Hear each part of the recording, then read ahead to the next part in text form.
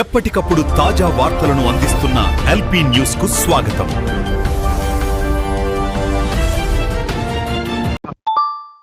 Hello, నమస్కారం sir. నమస్తే. నేను ఎల్పీ న్యూస్ నుంచి మాట్లాడుతున్నా సార్, రాజశేఖర్ని.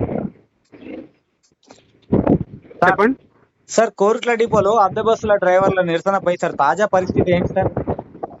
బస్సులు ఇప్పుడు ఆపరేట్ అవుతున్నాయి కదా. అవును సార్, అంటే డ్రైవర్లతో జరిగిన చర్చలో సార్ అంటే ఎలాంటి నిర్ణయం తీసుకున్నారు సార్? నిన్న వాళ్ళకి ముందు నుంచి చెప్తున్నాం, పాజిటివ్గానే ఉంటామని చెప్పి అదే చెప్పినాం.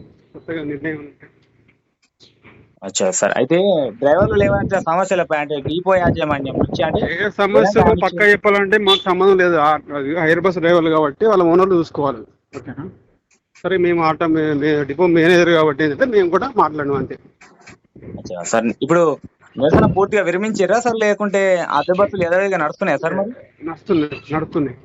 అచ్చా సార్, మళ్ళీ ఈ సమస్య అంటే తలెత్తకుండా సార్ మీ యాజమాన్యం అంటే ఎలాంటి చర్యలు తీసుకోవాలి సార్?